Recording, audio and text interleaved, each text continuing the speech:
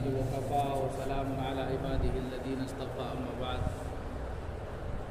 فأعوذ بالله من الشيطان الرجيم بسم الله الرحمن الرحيم قل هذه سبيلي أدعو إلى الله على بصيرة أنا ومن اتبعني صدق الله العظيم قال النبي صلى الله عليه وسلم من رأى منكم منكرا فليغيره بيده فمن لم يستطع فبلسانه ومن لم يستطع فبقلبه وذلك أضعف الإيمان أو كما قال صلی اللہ علیہ وسلم۔ میرے محترم بھائیوں اور دوستوں، اللہ تعالیٰ نے ہمیں یہ بڑا قیمتی موقع عنایت فرمایا ہے کہ اس نے ہمیں اپنے دین کی محنت کے لیے چنا ہے، اور ایک تو عموم کے اعتبار سے چنا ہے کہ اللہ تعالیٰ نے وہ کام جو پہلے نبیوں سے لیا جاتا تھا، وہ کام جس کو انبیاء کیا کرتے تھے، اللہ تعالیٰ نے پیارے آقا جناب محمد رسول اللہ صلی اللہ علیہ وسلم کے صدقے طفیل اس امت کو خصوصیت کے ساتھ عطا فرمایا، اور اس کام کی نسبت سے اللہ تعالیٰ نے اس کو خیر امت کے لقب سے جو ہے ملقب فرمایا، اور فرمایا کہ تم بہترین امت ہو۔ فرمایا کہ تم بہترین امت ہو اس لیے کہ تم بھلائی کا حکم کرتے ہو اور برائی سے روکتے ہو، اور ایک اللہ پر ایمان رکھتے ہو۔ آپ غور کریں اس آیت کریمہ کے اندر کہ تم بہترین امت ہو، کنتم خیر امت اخرجت للناس، تمہیں نکالا گیا ہے، یعنی تمہیں پیدا کیا گیا ہے، تمہاری بعثت جو ہوئی ہے وہ لوگوں کے لیے ہوئی ہے، لوگوں کو فائدہ پہنچانے کے لیے ہوئی ہے۔ کیا سمجھے ہم اس سے کہ اللہ تعالیٰ نے ہمیں دنیا میں بھیجا ہی اس لیے ہے کہ ہم دوسروں کو فائدہ پہنچائیں، لوگوں کو فائدہ پہنچائیں، پوری انسانیت کو فائدہ پہنچائیں، اس لیے اللہ تعالیٰ نے ہمیں دنیا میں بھیجا۔ اخرجت للناس، اب وہ فائدہ کیا ہے اس فائدے کو بھی بتایا کہ فائدہ کون سا پہنچاؤ گے۔ تأمرون بالمعروف، بھلائی کا حکم کرتے ہو، فائدہ کیا ہے؟ ہمیں بھلائی کا حکم کرنا ہے۔ وتنہون عن المنکر، اور تم برائی سے روکتے بھی ہو۔ وتؤمنون باللہ، اور ایک اللہ پر ایمان رکھتے ہو۔ آپ نے بارہا سنا ہوگا اور آپ جانتے ہیں کہ ہمارے ہر عمل سے پہلے ایمان ہے۔ آمنت باللہ وملائکتہ وکتبہ ورسلہ، ہے کہ نہیں؟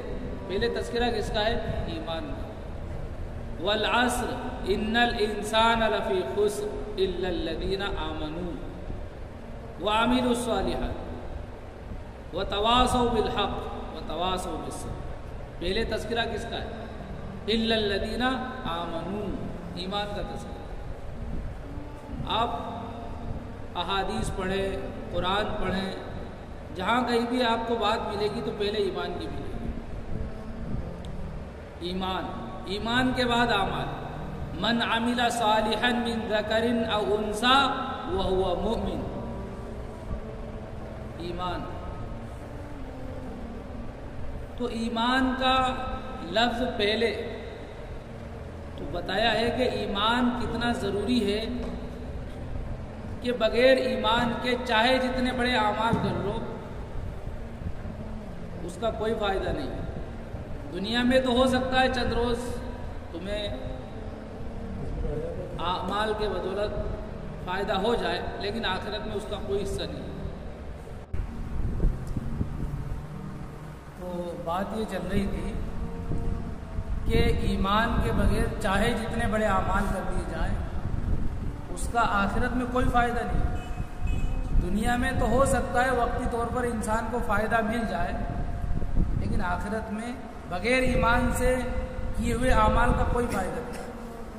آپ دیکھیں بہت سارے غیر مسلم حضرات ایسے ہیں جو ایمان والوں کے ساتھ روزہ بھی رکھ لیتے ہیں، اور روزانہ کی نماز نہیں تو عیدین کی نماز پڑھ لیتے ہیں، لیکن بھائیوں کوئی یہ نہیں کہہ سکتا کہ یہ آخرت میں جہنم سے بچ جائے گا۔ اس لیے کہ جہنم سے بچنے کا اور جنت میں داخلے کا جو معیار ہے وہ ایمان ہے. بغیر ایمان کے چاہے جتنے بڑے اعمال کر لے اس کا کوئی فائدہ نہیں. اور دنیا میں کسی فائدے کا مل جانا یہ کامیابی کا معیار اور مدار نہیں ہے. اس لیے کہ دنیا کی کامیابی کا مل جانا یہ کامیابی نہیں ہے، یہ چند روز کا نفع ہے، چند روز کا فائدہ ہے. دنیا کی زندگی عارضی زندگی ہے اور آخرت کی زندگی دائمی زندگی ہے. آخرت کا نفع دائمی نفع ہے. اللہ تعالیٰ نے قرآن کریم میں فرمایا وَلَا يَغُرَّنَّكَ تَقَلُّبُ الَّذِينَ كَفَرُوا فِي الْبِلَادِ، کہ تمہیں کافروں کی چمک دمک، کافروں کے اعمال، کافروں کی عیش و عشرت غافل نہ کر دے، دھوکے میں نہ ڈال دے. اور آگے فرمایا متاع قلیل، یہ کافی جو تم دیکھ رہے ہو، جو عیش و عشرت میں رہ رہے ہیں، یہ متاع قلیل چند دن کا نفع ہے، یہ تھوڑے دن کا عیش ہے. اور پھر ثم مأواہم جہنم، ہمیشہ کی جہنم ان کا مقدر ہے. ایمان والوں کے تعلق سے سورہ کہف کے اخیر میں فرمایا ان الذین آمنوا وعملوا الصالحات کانت لہم جنات الفردوس نزلا، کہ یقیناً جو لوگ ایمان لائے اور اعمال صالحہ کیے تو ہم ان کو جنت دیں گے، اور جنت میں جنت الفردوس دیں گے. ان کے لیے جنت الفردوس اللہ نے تیار کر رکھی ہے. تو بھائیو، یہ ایمان والے کے لیے فضائل بیان کیے جا رہے ہیں. بتایا جا رہا ہے کہ دنیا کی زندگی عارضی ہے، اس میں جو ہے اپنے آپ کو غافل نہ کرو، دھوکے میں نہ پڑو. دنیا کی رنگت، دنیا کی چمک دمک تمہیں دھوکے میں نہ ڈال دے. اور آپ خود غور کریں کہ انسان مثال کے طور پر کوئی زیورات بنواتا ہے، انگوٹھی اس نے بنوائی، کھوٹی انگوٹھی ہے، اس پر چاندی کی پالش کر دی گئی، دکھنے میں چاندی کی لگ رہی ہے. یا یوں سوچ لیجئے کہ چاندی کی آپ نے بنوائی ہے، اس پر سونے کی پالش کر دی گئی. جس نے بنائی ہے اس کو پتا ہے کہ یہ سونے کی نہیں ہے، صرف اس کے اوپر کی پالش یہ سونے کی ہے. اب دیکھنے والا دھوکہ کھا رہا ہے کہ یہ سونے کی چیز ہے، سونے کا زیور نہیں، سونے کا نہیں ہے. جس نے بنایا ہے اس سے پوچھو کہ یہ کھوٹا ہے، اس کی چمک سے تم غافل نہ بنو، اس کی چمک سے تم دھوکے میں نہ پڑو. تو بھائیو، اللہ تعالیٰ نے اسی طرح دنیا کے بارے میں فرمایا کہ دنیا کی چمک دمک، دنیا کی رنگت اور دنیا کی خوشنمائی، دنیا کی رانائی یہ چمک کے طور پر ہے. حقیقت میں دنیا بہت ہی جو ہے گندی جگہ ہے. حقیقت میں دنیا بہت ہی بدصورت چیز ہے. اس لیے فرمایا کہ دنیا میں ایسے زندگی گزارو جیسے بارش میں تم کپڑے اٹھا کر چلتے ہو. دیکھو کیچڑ پڑا ہوا ہے، انسان پانچے چڑھا لیتا ہے، کس طرح بچ بچ کے چلتا ہے، کہیں پیر نہ پھسل جائے، کہیں چھینٹے نہ لگ جائیں. اس طرح دنیا میں رہو. تو مومن دنیا میں زندگی گزارتا ہے بچتے بچتے، اور کافر زندگی گزارتا ہے سمیٹتے سمیٹتے. تو دنیا میں سمیٹنا یہ ایمان والے کی شان نہیں ہے. بہرحال میں بتانا یہ چاہ رہا تھا کہ اللہ تعالیٰ نے اس امت کو خیر امت کہا ہے، اور پہلی چیز بیان فرمائی کہ تم بھلائی کا حکم کرتے اور برائی سے روکتے ہو، ایک اللہ پر ایمان ہے. اور ہر چیز میں اللہ تعالیٰ نے ایمان کو پہلے بیان کیا، نبی نے احادیث میں ایمان کو پہلے بیان کیا، لیکن یہاں قرآن میں ایمان کو تیسرے نمبر پر بیان کیا جا رہا ہے. کنتم خیر امت اخرجت للناس تأمرون بالمعروف وتنہون عن المنکر وتؤمنون باللہ. ایمان کو بعد میں کیوں بیان کیا جا رہا ہے؟ اس لیے کہ جتنی بھی امتیں آئی ہیں ایمان میں تو سب شریک رہی ہیں، لیکن تأمرون بالمعروف وتنہون عن المنکر یہ اس امت کا خاصہ ہے. اللہ تعالیٰ نے اس امت کو یہ کام خصوصیت کے ساتھ عطا فرمایا. اس لیے کہا کہ ایمان میں تو ساری امتیں شریک تھی. کنتم خیر امت اخرجت للناس کا جو تقاضا ہے وہ تأمرون بالمعروف ہے اور تنہون عن المنکر ہے. اس لیے اس میں غفلت سے کام نہ لو. میں غفلت سے کام نہ لو. یہ ہمارا امتیاز ہے، یہ ہماری شان ہے. اگر ہم اس سے ہٹ گئے اور ہم نے اس کام کو چھوڑ دیا تو سمجھ لیجئے کہ وہ شان جو اللہ تعالیٰ نے ہمیں عطا فرمائی تھی وہ شان ہم نے کھو دی. آپ کو کسی نے کوئی مقام دیا ہو، کسی کرسی پر بٹھایا ہو، آپ ہی اگر بیٹھنا نہ چاہیں تو پھر اس میں کسی کا کیا قصور ہے؟ اور اگر آپ کو کوئی مقام نہ دیتا تو آپ کو یہ کہنے کا حق تھا کہ میں اس لائق ہوں، مجھے کیوں مقام نہیں دیا؟ آپ دل میں جو ہے خفگی محسوس کرتے، تنگی محسوس کرتے. اللہ تعالیٰ نے وہ موقع نہیں دیا. آپ کو یہ کام دیا ہے تو اس کام کے ساتھ امتیاز بھی دیا ہے. نبیوں والا کام ہے. اس لیے بھائیوں، ایمان کا مل جانا دنیا کی سب سے بڑی دولت ہے. ایمان کا نہ ملنا سب سے بڑی نعمت سے محرومی ہے. اور پھر اس نعمت کے ساتھ زندگی کا مل جانا یہ بہت بڑا تحفہ ہے، بہت بڑا انعام ہے. اور افسوس ہے کہ انسان اتنی بڑی نعمت کے ہوتے ہوئے، بہت غور سے سنیے گا اس بات کو، اتنی بڑی نعمت کے ہوتے ہوئے، اتنی بڑی دولت کے ہوتے ہوئے ٹینشن میں، پریشانی میں مبتلا رہتا ہے. وہ بھول جاتا ہے کہ خوشیوں کو حاصل کرنے کی سب سے بڑی دولت زندگی میرے پاس ہے. بھائی زندگی نہ ہو تو سب بیکار ہے. اور زندگی کی قدر و قیمت اس سے پوچھو جو مرتے مرتے بچاؤ، جو موت والے حادثے سے دو چار ہوا ہو. ایکسیڈنٹ ہو گیا، سب مر گئے، یہ بچ گیا. اب اس سے پوچھو زندگی کی قیمت کیا ہے. زندگی ایک بہت بڑی نعمت ہے. زندگی میں ایمان کا مل جانا نور علی نور، یہ اور بڑی نعمت ہے. تو اللہ نے ہمیں زندگی بھی عطا فرمائی، زندگی میں ایمان کی نعمت بھی عطا فرمائی. اب عقل مند انسان وہ ہے جو با کردار ہو، جس کا کوئی کردار ہو، جس کا کوئی کیریکٹر ہو، وہ عقل مند انسان ہے. اور وہ کیا ہے؟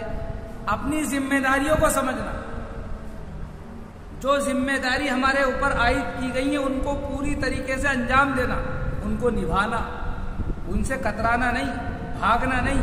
یہ با کردار انسان کی سب سے پہلی اور اعلیٰ صفت ہے. اور جس کا کوئی کردار ہی نہ ہو، جس کا کوئی کیریکٹر ہی نہ ہو، وہ اس کے نزدیک یہ ساری چیزیں بے معنی ہے. بھائیو ہمارا کردار ہے، لیکن آج یہ افسوس ہے کہ ہم کردار سے خالی ہو چکے ہیں. تو سب سے پہلی چیز یہ ہے کہ ہم اپنی ذمہ داری کو سمجھیں، اور ان ذمہ داریوں کو جو اللہ تعالیٰ نے عطا فرمائی ہیں. زیادہ تفصیلی گفتگو نہ کرتے ہوئے مختصر یہ آپ کے سامنے عرض کروں گا کہ اللہ تعالیٰ نے بہت ساری نعمتیں ہمیں عطا فرمائی، لیکن اس وقت کی سب سے بڑی نعمت ہمیں اللہ تعالیٰ نے یہ دی ہے کہ ہمیں اس نے اپنے راستے کے لیے چنا، اس نے موقع دیا ہے ہمیں کچھ کرنے کا. میں نے جو حدیث پڑھی تھی آپ کے سامنے، حضرت عبداللہ ابن مسعود رضی اللہ تعالیٰ عنہ اس حدیث کے راوی ہیں. من رآ منکم منکرن فلیغیرہ بیدہ، فرماتے ہیں کہ تم میں سے جو شخص کسی برائی کو ہوتے ہوئے دیکھے، کسی منکر کو ہوتے ہوئے دیکھے، فلیغیرہ بیدہ، تو چاہیے کہ اس کو تبدیل کر دے، اس کو اس کیفیت سے ہٹا دے، یعنی اس کو روک دے اس سے اپنے ہاتھ کے ذریعے. اب دیکھو ہمارے یہاں کوئی بیٹھ کے کوئی غلط کام کر رہا ہے، ہم اس کو روک دیں. لیکن اگر کوئی انسان امریکہ میں گناہ کر رہا ہے، اس کو ہم کیسے ہاتھ سے روکیں گے؟ ہم نہیں روک سکتے اس کو. اس لیے کیا کرنا ہے؟ اگر ہماری آواز وہاں پہنچ سکتی ہے تو ہمیں آواز پہنچا کر اس کو روکنا. لیکن ہم آواز پہنچانے سے بھی عاجز ہیں، تو پھر ہمیں دل سے برا سمجھ رہے ہیں بات. ہوتا یہ ہے کہ لوگ سوچتے ہیں کہ دل سے برا سمجھ لو، پہلے کے 2 حصے چھوڑ دو. ایسا نہیں ہے. لیکن سب سے پہلی چیز یہ سمجھیں کہ ہر انسان اپنے ماتحتوں کی ذمہ داری لے لے. گھر کا بڑا سب کی ذمہ داری لے لے، وہ ہاتھ سے روک سکتا ہے، روکے سب کو. اور اسی طرح قوم کا بڑا اپنی قوم کو سمجھائے، اسی طرح ملک کا بڑا اپنے ملک کی رعایا کو سمجھائے. تو پہلا جو نمبر ہے کہ اپنے ہاتھ سے روک دے، وہ عہدے کے اعتبار سے، ملک ملک کا حکمراں چاہے تو قانون بنا کر سب کو برائی سے روک سکتا ہے، تو وہ ایسے قانون بنائے کہ لوگ برائی سے رکے۔ اسی طرح ہم جو ہماری ماتحتی میں ہیں ان کے اوپر ان کا ایسا نظام بنائے، ان کی ایسی ترتیب بنائے کہ وہ برائی سے رک جائے، ایسا ماحول بنائے کہ وہ برائی سے رک جائے۔ دوسری بات یہ ہے کہ ہم زبان سے نصیحت کرنے کی صلاحیت رکھتے ہوں تو اچھی طریقے سے سمجھانے کی کوشش کریں۔ لقمان حکیم غلام تھے، اپنے آقا کو نصیحت کرنا چاہ رہے تھے لیکن کوئی موقع نہیں مل رہا، تو انہوں نے ایک مرتبہ موقع پا کر نصیحت کی۔ کس طرح سے؟ مالک نے کہا کہ جاؤ کھیت میں جوار بو دو، یہ گئے تو گیہوں بو دیے۔ جب فصل کاٹنے کا موقع آیا تو مالک آیا، اس نے کہا کہ بھائی میں نے تو جوار بونے کا کہا تھا، یا تو گیہوں اگ رہے۔ تو لقمان حکیم نے بڑے پیار سے کہا کہ مالک آقا یہاں پر سے ہم جو ہے انشاءاللہ جوار ہی کاٹیں گے۔ غصہ آ گیا مالک کو، بیوقوف کیسی بات کر رہے ہو، بوئے تو جوار ہیں اور گیہوں کیسے کاٹ لو گے؟ کہا کہ مالک میرے آقا میں یہی تو سننا چاہ رہا تھا، ہم دنیا میں جو بوئیں گے وہی آخرت میں کاٹیں گے۔ بتانا چاہ رہا ہوں کہ یہاں پر مزدور نے، غلام نے اپنے آقا کو نصیحت کی بڑے پیار سے۔ اگر ہمارے اندر صلاحیت ہے تو ہم وقت کے حکمراں کو بھی نصیحت کر سکتے ہیں، اور اگر ہمارے اندر صلاحیت نہیں ہے نصیحت کرنے کی، ظاہر سی بات ہے وقت کے حکمراں کو ہاتھ سے کیسے روک سکتے ہیں؟ زبان سے ہی سمجھا سکتے ہیں ہم لوگ۔ اگر صلاحیت ہے تو، اور نہیں ہے تو پھر دل سے برا سکتے ہیں۔ لیکن بھائیوں اس حدیث کو سننے کے بعد، اس مطلب کو سننے کے بعد ہم یہ دیکھیں کہ ہمارے قرب و جوار میں، ہمارے سامنے، ہمارے ماتحتی میں رہنے والے بہت سارے لوگ غلط کرتے ہیں۔ نماز چھوڑ دی، یہ سب سے بڑا گناہ۔ کسی منکر کا جو ہے ارتکاب کر لیا، بہت بڑا گناہ۔ کیا ہم ان کو روک رہے ہیں؟ اگر نہیں روک رہے ہیں تو سمجھ لیجئے کہ ہم جو حدیث میں فرمایا ہے اس کے مطابق عمل نہیں کر رہے۔ ہم اپنے بیٹے کو روک سکتے ہیں، اللہ نے یہ طاقت دی ہمارے ہاتھوں میں، ہم نہیں روک رہے ہیں اور کہہ رہے ہیں کہ دل سے برا سمجھتے ہیں۔ نہیں، غلط ہے، ہمیں ہاتھ سے روکنا چاہیے۔ اور بیٹا سرکش ہو چکا ہے، باقی ہو چکا ہے، ہمارے بس کی نہیں بچی اب، تو پھر اب ہمیں چاہیے کہ پھر ہم اس کو زبان سے سمجھانے کی کوشش کریں۔ نہیں سمجھا پانے پھر اب دل سے برا سمجھیں۔ تو یہ ہمارے ایمان کا آخری درجہ ہے، دل سے برا سمجھنا۔ ذالک اضعف الایمان، اس سے کمزور ترین کوئی درجہ ہے ہی نہیں۔ بات سمجھ میں آ رہی ہے؟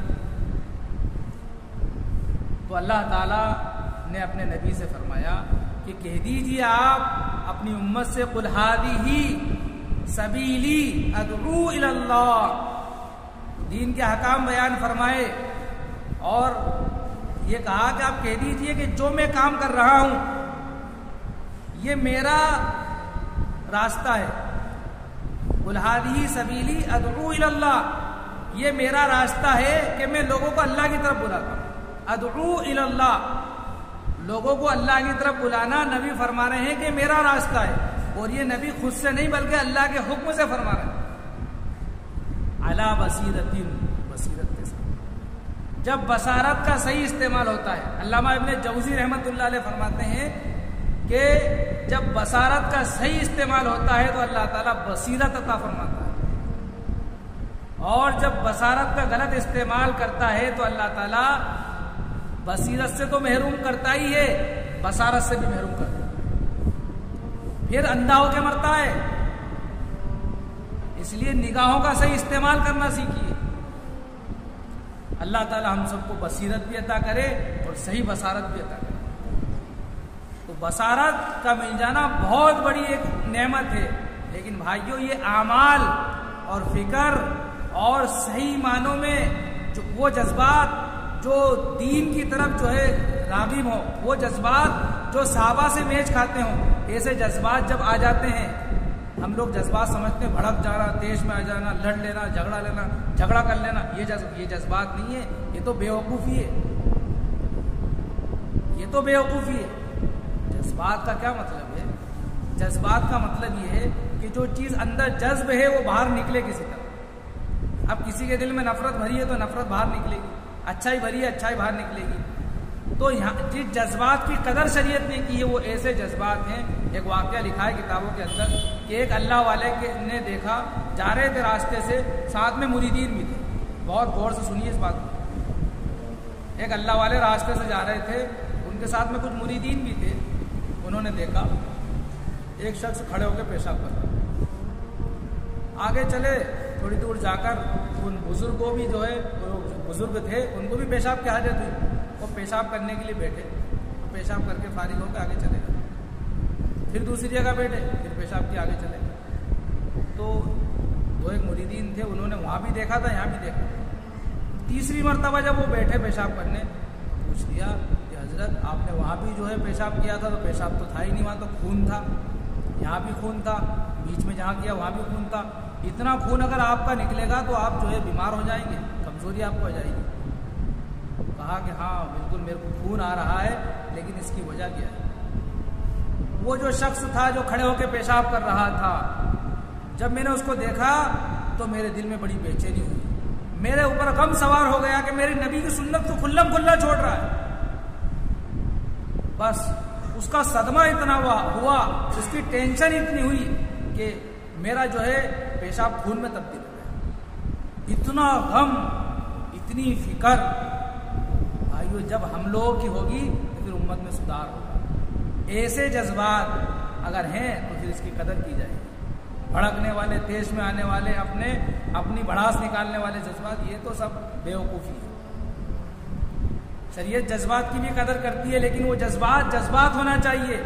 حضرت ابو ذر غفاری رضی اللہ تعالیٰ عنہ فرماتے تھے کہ جس انسان کے پاس 2 وقت کا کھانا ہو, 1 وقت کا کھانا صدقہ کرنا ضروری ہے. 2 وقت کا کھانا اکٹھا نہیں رکھ سکتا ہو. یہ ان کے جذبات تھے.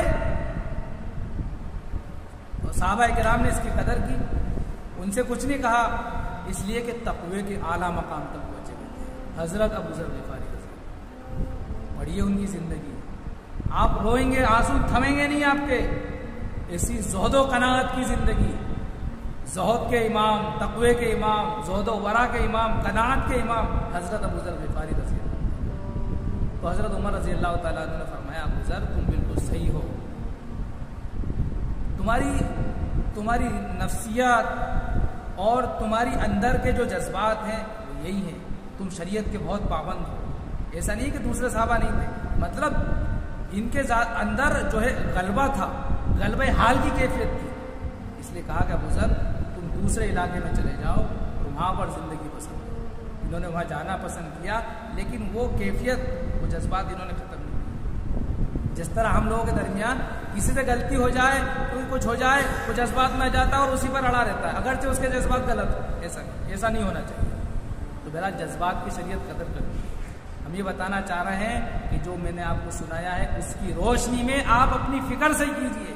کسی کو گناہ کرتے ہوئے دیکھ لیں تو آپ کو روٹی اچھی نہیں لگنا چاہیے, پانی آپ کے حلق میں نہیں اترنا چاہیے کہ یہ کیسے اللہ کا حکم توڑ رہا ہے, کیسے نبی کی سنتوں کو توڑ رہا ہے. تو پھر جب یہ فکریں ہوں گی اور یہ جذبات ہوں گے اور زہد و قناعت میں آپ رغبت رکھیں گے, قناعت والی زندگی گزاریں گے. اور ہمارے بڑوں کا کہنا ہے, نہ زبان کا سوال ہو نہ دل کا سوال. اپنی جان اپنا مال لے کر ہم اللہ کے راستے میں نکلیں تو پھر اللہ تعالیٰ آپ کے ذریعے خیر پھیلائے گا, آپ کے ذریعے خیر پھیلے گی. تو اس بات کو سب سے پہلے اپنی ذمہ داری سے, بات کو ختم کرتے ہوئے یہ کہوں آپ سے کہ اللہ تعالیٰ نے جو ہمیں وقت دیا ہے, میں نے شروع میں کہا تھا, یہ بہت بڑی نعمت ہے, ابھی کے لیے بہت بڑی نعمت ہے. قیامت کے دن آپ سے پوچھا جائے گا پوری زندگی کے بارے میں, جوانی کے بارے میں, تو یہ جو موقع اللہ نے دیا ہے اس کے بارے میں بھی پوچھا جائے گا.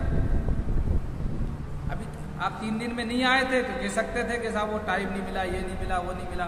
اب 3 دن میں نکلنے کے بعد آپ نے 3 دن کا کیا حق ادا کیا, اس کے بارے میں پوچھا جائے گا. یہ نعمت کے طور پہ اللہ نے 3 دن دیے. اگر آپ ڈاکٹر کے پاس جائیں, اپنا مرض بتا دیں, ڈاکٹر کہے کہ 3 دن کا ٹریٹمنٹ دے رہا ہوں, اور زیادہ تر 3 دن کے ہی دیتے ہیں, 3 دن کا ٹریٹمنٹ دے رہا ہوں, یہ صبح شام کھاتے رہنا. اگر آپ 3 دن تک وہ صبح شام دوا نہیں لیں گے تو آپ کے صحیح ہو جائیں گے, نہیں ہوں گے نا. اسی طرح ہمارے بزرگوں نے, ہمارے اسلاف نے، حضرت مولانا الیاس صاحب رحمۃ اللہ علیہ اور ان کے جانشین حضرات نے، دین کی اور دعوت کی فکر رکھنے والے علماء نے یہ جو 3 دن کی ترتیب بنائی ہے اور اس میں جو اعمال بتائے ہیں یہ ہمارے مرض کا علاج ہے، ہماری بیماریوں کا علاج ہے۔ اگر ہم ان 3 دن کا جو ٹریٹمنٹ ہمیں دیا ہے، ہمیں جو ان 3 دن کا جو ٹریٹمنٹ دیا ہے اس کو صحیح طرح سے کرتے رہے، گولی صحیح طرح سے لیتے رہے، تو پھر 3 دن میں ہم انشاءاللہ نیک بن کر آئیں گے، متقی پرہیزگار بن کر آئیں گے، ہمارا علاج ہو جائے گا، ہماری بیماریاں ختم ہو جائیں گی، دل میں صفائی آ جائے گی، ایمان کو جلا ملے گی اور انسانیت ہم لوگوں کے اندر سما جائے گی، اور پھر اخلاق ہمارے اندر پیدا ہو جائیں گے، سنتوں کے جذبے ہوں گے، اچھے اعمال کرنے کے جذبے ہوں گے۔ اور اگر 3 دن کا ٹریٹمنٹ ہم نے جو دیا ہے اس کو صحیح نہیں لیا، اس پر عمل نہیں کیا، تو چاہے بھائی آپ چلا لگا دیں تو کچھ نہیں ملے۔ 3 دن کا ٹریٹمنٹ صحیح کر لیا تو پھر انشاءاللہ امید ہے کہ ہم صحیح ہو جائیں گے، اور جس کا 3 دن میں صحیح ٹریٹمنٹ لینے کے بعد علاج نہ ہو تو اس کو چلے کی ضرورت ہے، بڑا ڈوز ہے اس کے لیے، لیکن وہ بہرحال الگ بات ہے۔ ابھی 3 دن کی بات ہم کر رہے ہیں، تو ہماری پہلے ذمہ داری ہے کہ ہم جو 3 دن ہمیں اللہ نے دیے ہیں اس کا حق ادا کریں، اور حق اس طرح سے ادا کریں گے کہ ہم جس مقصد کے لیے نکلے ہیں اس مقصد میں محنت کریں۔ ہماری ایک ذمہ داری تو یہ ہے کہ ہم خود اپنی اصلاح کی فکر کریں، اور جو ہم سیکھ رہے ہیں وہ دوسروں کو سکھائیں بھی۔ لوگ جاتے ہیں کہیں پر تو وہاں کی یادگار لاتے ہیں، ہم اللہ کے راستے میں جا رہے ہیں تو جب ہم واپس آئیں یا جو آئے ہیں اور واپس جا رہے ہیں ان کی ذمہ داری ہے کہ گھر پر یہ نہ کہیں کہ وہاں ایسی مسجد ہے اور وہاں پہ ایسا پلر ہے اور وہاں پہ یہ بازار ہے، وہ یہ کہیں کہ دیکھو ہم نے نماز سیکھی، ہمیں اس سے پہلے نہیں آتی، ہم نے دیکھو تعلیم سیکھی، ہم نے یہ سیکھا، ہم نے یہ سیکھا، اور دیکھو اس کو کرنے سے یہ فائدہ ہوتا ہے، یہ دیکھو یہ نبی کا حکم ہے، یہ اللہ کا حکم ہے۔ آپ ایسی بات کریں کہ لگے کہ واقعی یہ دین سیکھ کر آیا، ورنہ آپ تاج محل کا فوٹو لے کر چلے گئے اور آپ نے سوچا کہ چلو یہ گفٹ لے کے چلے جاؤ، تو آپ دنیا کی دولت لے کے چلے جاؤ، ایسا لگے گا کہ آپ جماعت میں نہیں گئے تھے بلکہ لال قلعہ اور تاج محل دیکھنے گئے تھے۔ تو ہم جس کام کے لیے آئے ہیں اس کام کا تذکرہ ہو وہاں پر، تو پھر اس کے اثرات بستی پر بھی پڑیں گے، گھر والوں پر بھی پڑیں گے، خود ہماری زندگی پر بھی پڑیں گے۔ یہ سب سے بڑا تقاضا ہے۔ اب آخر میں یہ کہوں آپ سے، امیر کی اطاعت کے ساتھ، امیر صاحب جو کہتے ہیں، ایک واقعہ سنوں، ہمارے امیر صاحب سنایا کرتے تھے کہ لوگوں میں اتنی اطاعت کا جذبہ تھا کہ ایک بزرگ، ایک بوڑھے میاں، امیر صاحب نے آواز لگا دی کہ مشورہ ہوگا، وہ وضو کر رہے تھے، ایک پیر دھویا ایک سوکھا تھا، چھوڑ کے آ گئے وضو کو چھوڑ کے آ گئے، مشورے میں شریک ہو گئے۔ امیر صاحب نے کہا کہ بزرگ آپ وضو تو کر لیتے، کہا کہ امیر کا حکم ہو اور میں نہ آؤں یہ گستاخی ہو جائے گی۔ ایسے جذبے تھے تو اللہ ان کی تربیت کیا کرتا تھا۔ آج امیر چلا رہا ہے، بلا رہا ہے اور ہم ادھر بھاگ رہے ہیں، امیر صاحب مشورے کے لیے بلا رہے ہیں، ہم لیٹرین میں بیٹھے ہوئے۔ امیر کی منشا کو سمجھنا کہ میرے امیر صاحب چاہتے کیا ہے، منشا کو سمجھ لینا۔ منشا کو سمجھ لینے کا مطلب یہ ہے کہ امیر صاحب کے دل میں ہے کہ ساتھی آ جائے تو مشورہ کر لوں، ساتھی آ جائے تو تعلیم کر لوں، تو ہمیں کہنے سے پہلے ہی ہم پہنچ جائیں، ہمیں حکم نہ دے اس سے پہلے ہم عمل کر لیں، یہ ہے منشا کو سمجھنا۔ امیر کی منشا کو سمجھ لیں کہ کیا ان کے دل میں چل رہا ہے۔ امیر صاحب چھٹی لینے سے ناراض ہو جائیں گے تو ہم نہ لیں، یہ امیر کی تابع داری، امیر کی اطاعت بہت بڑی ذمہ داری ہے۔ اگرچہ امیر کالا کلوٹا کیوں نہ ہو،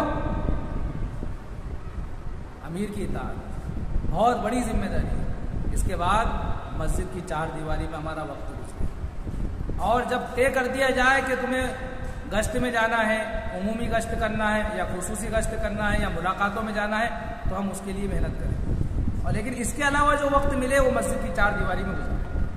اسی طرح راتوں کی آہوزاری میں وقت گزاریں، امت کی غم خاری میں وقت گزاریں۔ تو بھائیو، جب اصول کے ساتھ ہم چلتے ہیں، امیر صاحب وقتاً فوقتاً آپ کو بتاتے رہیں گے انشاءاللہ، جب ہم اصول کے ساتھ چلیں گے تو پھر اللہ ہمیں بنا کر پہنچائے گا، اور اگر ہم بن گئے تو ہم کئی کو بنانے والے بنیں گے۔ اس لیے ڈرتے ہمارے بڑوں کا کیا کہنا کہ ہمیں یہ کام کرنا ہے، سیکھتے سیکھتے کرنا ہے اور کرتے کرتے سیکھنا ہے، اور کرتے کرتے مرنا ہے اور مرتے مرتے کرنا ہے۔ اس جذبے کے ساتھ، اس فکر کے ساتھ کریں۔ لکھنؤ میں ایک جماعت آئی تھی عرب کی، تو جو ذمہ دار ساتھی تھے انہوں نے تو نام لکھوا دیا، نہیں لکھوا رہے تھے، تو انہوں نے ایک جملہ کہا، عرب تھے، عربی بولنے والے تھے، کہا ہم نے ایک جملہ سیکھا ہے ہندوستان میں آ کر، وہ جملہ یہ ہے کہ ہمیں کرنا ہے نہیں، ہمیں کرتے کرتے سیکھنا ہے اور سیکھتے سیکھتے کرنا ہے، اور مرتے مرتے کرنا ہے، کرتے کرتے مرنا ہے اور مرتے مرتے کرنا ہے۔ صحیح بول رہا ہوں؟ تو یہ جو جملہ ہے یہ جملہ بہت پسند آیا، اس لیے ہم سب کی ضروری ہے کہ ہم صحیح فکروں کے ساتھ، بعض لوگ جو نادانی میں اور واقفیت نہ ہونے کی بنیاد پر کہتے ہیں ارے ہمیں کچھ آتا ہی نہیں ہے تو ہم کیا کریں گے جماعت میں جا کے، کہتے ہیں ہم کیا کریں گے دعوت دے کر، ہمیں تو خود کچھ نہیں آتا۔ ارے بھائی نہیں آتا ہے جبھی تو کہا جا رہا ہے کہ چلو سکھائیں گے، سیکھو بھی صحیح کرو بھی صحیح۔ ایک انسان سائیکل چلانا سیکھ رہا ہے تو چلا بھی رہا ہے سیکھ بھی رہا ہے، ایسا تو ہے نہیں کہ پہلے سیکھ جاؤں گا پھر چلاؤں گا، دونوں کام ساتھ میں ہوں گے، چلائے گا بھی صحیح سیکھے گا بھی صحیح۔ اسی طرح ہم اس کام کو کریں گے بھی صحیح سیکھیں گے بھی صحیح۔ تو اپنی اصلاح کی فکر، اپنے ساتھیوں کی خدمت، امیر صاحب کی خدمت اور جس بستی میں جا رہے ہیں اس کی خدمت، سب سے بڑی خدمت یہ ہے کہ ہم فکر کریں، ہماری فکریں صحیح ہوں، ہم سب کے لیے دعا کریں۔ اللہ تعالیٰ مجھے بھی، آپ کو بھی، سب ساتھیوں کو اور سارے مسلمانوں کو اللہ صحیح ایمان والی اطاعت والی زندگی عطا فرمائے، نافرمانی سے اور حکم عدولی سے اللہ تعالیٰ میری اور ہم سب کی حفاظت فرمائے۔ وقت کی قلت کی وجہ سے جو ہے میں نے بہت ساری باتیں چھوڑ بھی دی ہیں انشاءاللہ، ٹھیک ہے نا۔ اللہ تعالیٰ ہمیں صحیح فکر عطا فرمائے۔ سبحان اللہ و بحمدہ، سبحانک اللہم و بحمدک، نشہد ان لا الہ الا انت، نستغفرک و نتوب الیک۔ سبحان ربک رب العزۃ عما یصفون، وسلام علی المرسلین والحمد